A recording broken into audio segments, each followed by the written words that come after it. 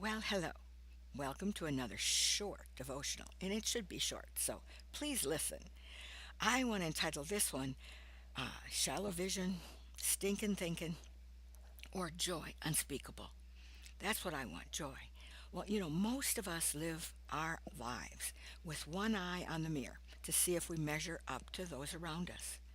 Are we thin enough, rich enough, smart enough, young enough? Do we want our hair long or short? Or do we just want hair? We compare our homes, our furnishings, to the neighbors who live next door. Some people won't even go to Walmart. My kids were like that one time. I remember they ducked down in the car if we even drove by for fear someone would see them there. A child is born that way through no fault of their own. A baby, after all, can't walk or talk or feed themselves. He's totally dependent on others.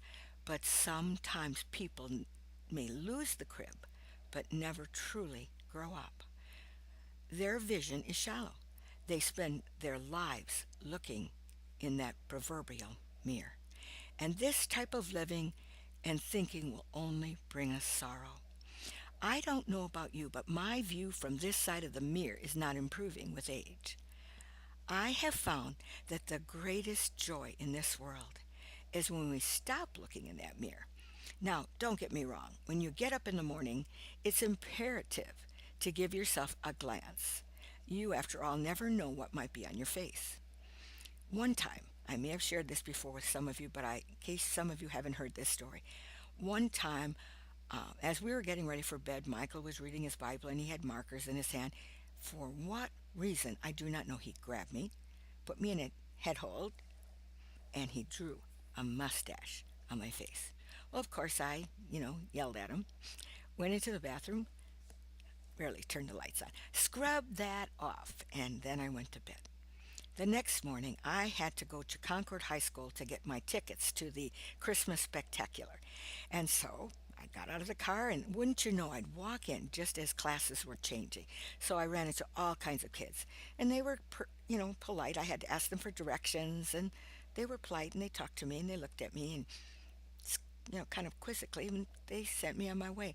I was really sorry I'd gone in that moment because it was just the classes were filled. I found the music building or the music room, and there was someone there to sell me tickets, and they looked at me kind of funny. Well, it wasn't until I got back in the car, looked in my rear view mirror to back out, that I saw it. That mustache was still on my face. I thought I'd scrubbed it off, but apparently not well enough. And I didn't turn the light on, so I backed out all the way home. I was so embarrassed. There's reasons once in a while to look in a mirror to get the corn or spinach between our teeth out, but we should not live our lives caring every second more about what we look at like than let's face it, other people.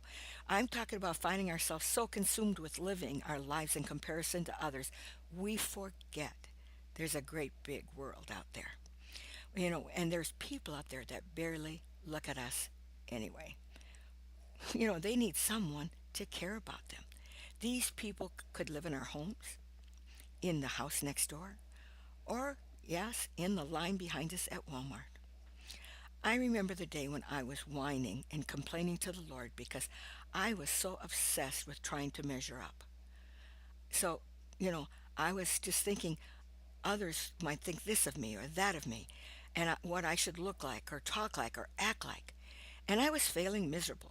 My fear of rejection kept me from going places I wanted to go, being wherever people were gathering. And the Lord spoke to me, and He said, "You would be surprised at how little people actually think of you at all." And that stopped me cold. And I thought, it's true. I can talk to people and be looking right at them and maybe not even thinking about them at the time. So, you know what? I need to live up to God's expectations, not that of others. I have goals, I have dreams and expectations, but I cannot live my life in a box waiting to measure up. And neither should you. What will bring you the greatest joy in this life? The scripture can help us. Job had everything. everything money could buy, a beautiful family. But then he lost it all. Then he gained it. And we know this. We know that he wrote about the things that were important to him. And he did mention that God gave him another family and possessions. But this is what he wrote, and I thought it was worth repeating. Job 29, starting in verse 12. Because I delivered the poor that cried, and the fatherless, and him that had none to help him, the blessings of him that was ready to perish came upon me, and I caused the widow's heart to sing for joy. I put on righteousness, and it clothed me.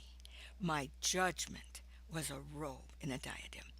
I was eyes to the blind, I was feet to the lame, and I was a father to the poor. And the cause which I knew not I searched out.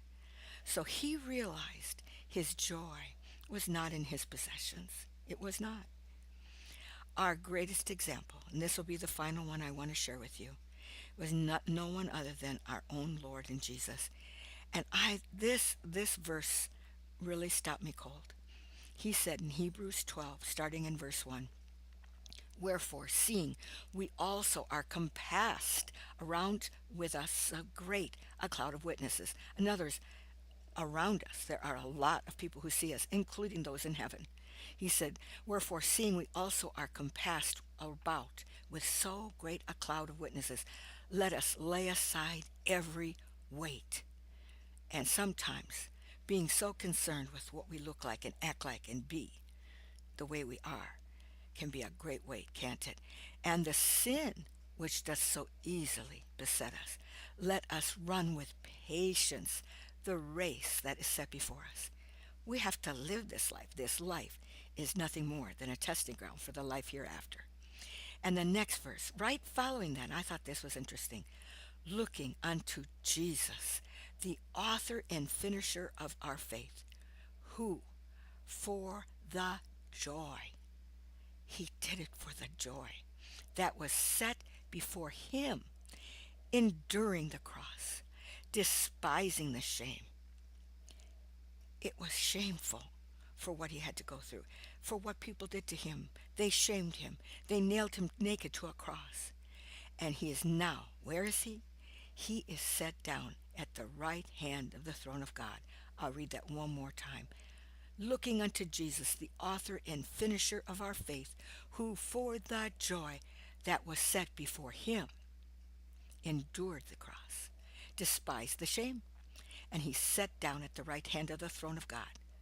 So I, for one, want to stop letting life hold me back from things that truly bring me joy. Whether my hair is gray, whether I want to hoist this fat old body out of this chair. I can't let my aching bones, my double chin, or graying hair hold me back. There is so much joy out there, and it just means I have to stop thinking about what others think I look like or act like. Be me, the me that God made. That's what I want to do today. What about you? I remain your friend,